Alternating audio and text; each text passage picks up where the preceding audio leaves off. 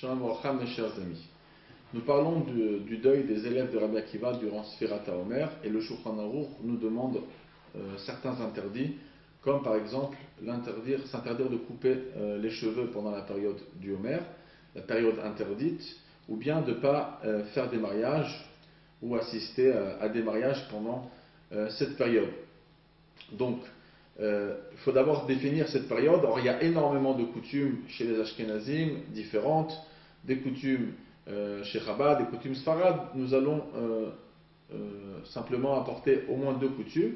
La coutume Chabad est de porter en vérité le deuil des élèves de Rabbi Akiva pendant toute la période de Pessah à Shavuot.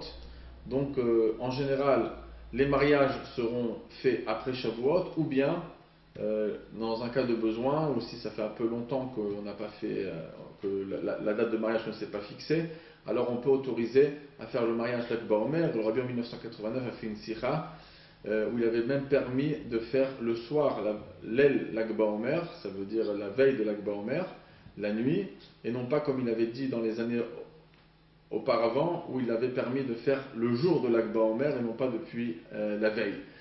Donc concrètement, il y a la possibilité de faire l'Akba Omer, et dans certaines réponses, le Rabbi avait même autorisé de faire des mariages pendant les Yémé Akbala, 3 jours avant Be'etzem Shavuot.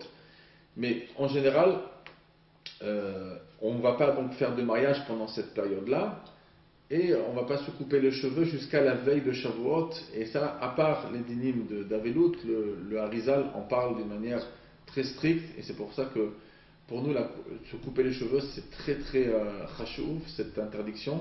Et chez Rabbal, elle est respectée, même le jour de l'Akba Omer, on ne se coupe pas les cheveux. Et d'après le Birki Yosef et beaucoup de Mekoubalim, d'après le Harizal, même si c'est un khatan, etc., ou pour le jour d'une Brit Mila, etc., on ne se coupe pas les cheveux. Et c'est à peu près comme ça la coutume chez Chabad au niveau de se couper les cheveux.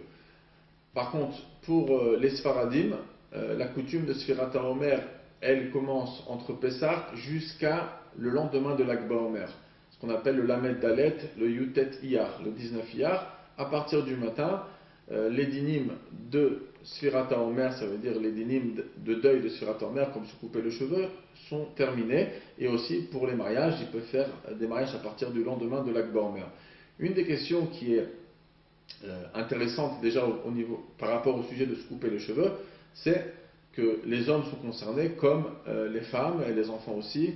On ne coupe pas les cheveux de nos enfants. C'est pour ça que même un enfant qui arrive à l'âge de 3 ans, il ne va pas se couper les cheveux pendant la période de Sfirat HaOmer. Si son anniversaire de 3 ans est arrivé avant l'Akba Omer, alors on attendra jusqu'à l'Akba Omer pour lui couper les cheveux.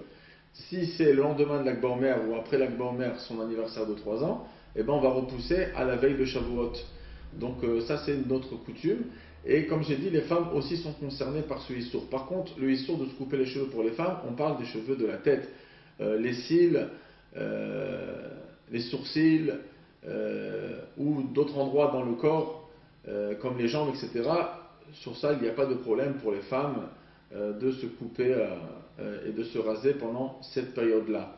Pour les cheveux d'une femme, qui pourrait lui créer des problèmes de tsniout parce que ça va sortir de sa perruque, de son chapeau, etc. Alors pour des raisons de tsniout ou de mikvé, c'est évident qu'il y a aussi des autorisations spéciales pour se couper les cheveux. Dernier point, puisqu'on a parlé des mariages, une des questions très populaires, c'est que très souvent, nous par exemple, on n'a pas la coutume de faire des mariages après l'Akba Omer. Les Sfaradim, eux, permettent de faire des mariages. Alors qu'est-ce qui se passe lorsqu'on est invité à un mariage séfarade dans la période qui est interdite pour nous? Alors, il y a différentes opinions. L'opinion que moi je tiens, et encore de beaucoup de Rabbané Chabad, c'est la suivante. Lorsque ce sont des amis vraiment proches, c'est-à-dire que ça leur fait un réel plaisir que vous participez au mariage, et je parle surtout au Khatan et à la Kala. C'est-à-dire que le Khatan et la Kala, lorsqu'ils vont vous voir au mariage, ça va leur ajouter de la joie. Puisqu'on a une mitzvah d'être mesameh Khatan et Kala, de les réjouir, et que eux, ils ont entièrement permission de faire ce mariage pendant cette période-là. Donc c'est pour ça qu'on aura le droit d'aller à leur mariage, puisque pour eux c'est autorisé, et que nous on fait partie intégralement de leur joie. Par contre, il y a des fois, des personnes qu'on va aller à leur mariage simplement parce que ça ne se fait pas de ne pas y aller. C'est pas qu'on a vraiment envie d'aller, on prend ça plutôt, je parle un peu crûment, mais je parle réellement sur le terrain. Des fois, on n'a pas envie d'aller, mais c'est plutôt pas parce qu'on n'aime pas ces gens-là, mais simplement la vie est tellement tumultueuse qu'on n'a pas toujours le temps d'aller, mais on se dit ça se fait pas de ne pas y aller.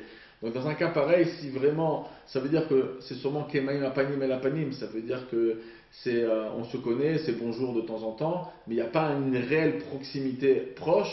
Alors là, il faut éviter d'aller pendant la période où pour nous c'est interdit.